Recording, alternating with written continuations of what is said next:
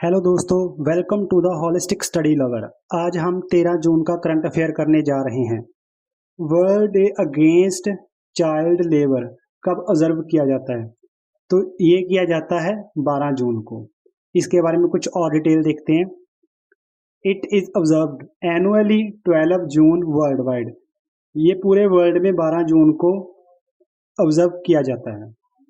इस साल की इसकी थीम है let's act on your commitment and child labour. The day aims to focus global attention on the issue of labor and advocate for measures to protect children। तो इसका जो M होता है वो ये है कि पूरे वर्ल्ड में जो बच्चों से लेबर करवाई जा रही है उसको बंद करवाना। First world day against child labour was initiated by International Labour Organization. इसका मतलब ये है वर्ल्ड में फर्स्ट लेबर अगेंस्ट डे जो सेलिब्रेट किया गया था वो इंटरनेशनल लेबर ऑर्गेनाइजेशन के द्वारा 2002 में किया गया था। लेबर ऑर्गेनाइजेशन के बारे में कुछ देखते हैं। लेबर ऑर्गेनाइजेशन जो क्रिएट की गई थी वो 1919 में क्रिएट की गई थी।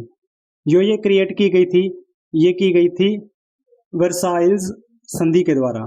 1946 में इंटरनेशनल लेबर ऑर्गेनाइजेशन को एक स्पेशल एजेंसी बनाया गया यूनाइटेड नेशन में।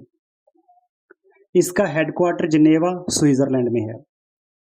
पेरेंट्स ऑर्गेनाइजेशन इसकी economics and social council of the United Nation है। It is also member of the United Nation development group. Next question, JIMEX 24 naval exercise में India की तरफ से किस शिप ने पार्टिसिपेट किया है? तो इसका आंसर है INS शिवालिक। ये 8 एडिशन हुआ है जो जापान में हेल्ड हुआ है, योकोसुका जापान में। इसको होस्ट किया गया है जापान के द्वारा। इंडिया की तरफ से INS शिवालिक ने पार्टिसिपेट किया और जापान की तरफ से गाइडेड मिसाइल डिस्ट्रॉयड JS योगिरी ने पार्टिसिपेट किया। ये पहली बार जो एक्सरसाइज स्टार्ट हुई थी वो 2012 में हुई थी जापान में। 7th नंबर की जिम मैक्स की जो होस्ट की थी एक्सरसाइज वो इंडिया में की गई थी विशाखापट्टनम में। इसके अलावा जापान के साथ इंडिया की एक्सरसाइज और है धर्मा गार्डियन और Veer guardian. Foreign minister meeting of the BRICS country कहाँ हेल्ड की गई? ये की गई रशिया में। तो रशिया में एक Nizhny Novgorod first ministerial meeting BRICS Russia में हेल्ड की गई थी। 15 BRICS summit Johannesburg South Africa में की गई थी। इसमें 6 कंट्री को पार्टिसिपेट करने के लिए ज्वाइन करने के लिए बोला गया। कौन सी country? Argentina, Egypt, Ethiopia, Iran, Saudi Arabia and United Arab Emirates. इनको इनवाइट किया गया मेंबर बनने के लिए ब्रिक्स में। तो इस बार अर्जेंटीना ने इसमें ज्वाइन करने से मना कर दिया, लेकिन Egypt, Ethiopia, Iran, Saudi Arabia and United Arab Emirates ने ज्वाइन कर लिया इसको 1 जनवरी 2024 को। इसके अलावा Brazil, Russia, India and South Africa इसके ऑलरेडी मेंबर हैं। ब्रिक्स के बारे में कुछ और देख लेते हैं। BRICS is an intergovernmental organization that originally consisted 4 countries. इसमें 4 कंट्रीज हैं, Brazil, Russia, India and China, जब ये फॉर्म की गई थी। तो जो ब्रिक नाम है वो जिम ओ नील के द्वारा कॉइन किया गया था 2001 में। इसका जो एम है वो है global economic growth by the 2050। इसका नेम 2010 में चेंज होता है जब साउथ अफ्रीका इसको ज्वाइन करता है, तब इसका नाम ब्रिक से ब्रिक्स बन जाता है। BRIC has a no headquarter, तो ब्रिक्स का कोई हेडक्वार्टर नहीं है। इसके जो मेंबरशिप है, चेयरमैनशिप है, वो अल्फाबेटिकली रोटेट होती रहती है। जैसे पहले नंबर पे बी आता है तो पहले ब्राजील को इसकी चेयरमैनशिप मिलेगी, फिर रशिया को, फिर इंडिया को, फिर चाइना को, फिर साउथ अफ्रीका को। तो इस टाइम इसकी रशिया के बाद ब्राजील को चेयरमैनशिप मिलने वाली है। Chief minister of Andhra Pradesh तो ये है नारा चंद्रबाबू नायडू। ये तेलुगु देशम पार्टी भारतीय जनता पार्टी का अलायंस में से जीत के आए हैं। जब आंध्र प्रदेश को 2 पार्ट में डिवाइड किया गया था उस टाइम पे यही सीएम थे। उसके बाद 2019 में ये अपने इलेक्शन में हार जाते हैं और 2024 में ये फिर से जीत के आते हैं। जनसेना पार्टी के चीफ जो हैं वो पवन कल्याण जी हैं। बीजेपी स्टेट प्रेसिडेंट जो हैं वो दागुबत्ती पुराण दशावरी जी हैं। आंध्र प्रदेश के जो गवर्नर है वो एस अब्दुल नाजीर हैं।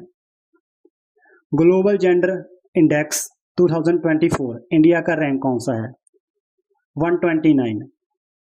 बांग्लादेश का इसका 99 है, नेपाल का 117 है, श्रीलंका का 122 है, भूटान का 124 है और इंडिया का 129 है।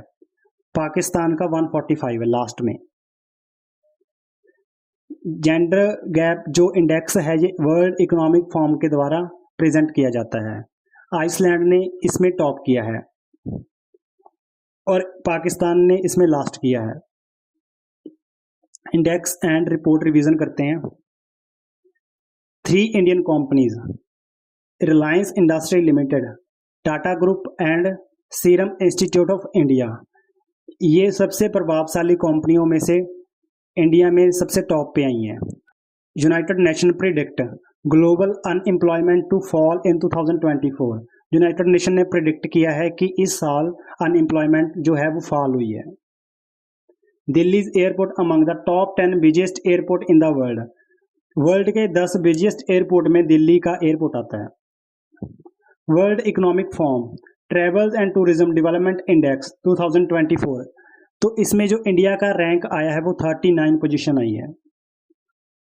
Current vice chief of army ने जो नया चीफ आर्मी को अपॉइंट करने के लिए बोला है वो उनका नाम क्या है? तो उनका जो नाम है रिकमेंड किया गया है वो है उपेंद्र द्विवेदी।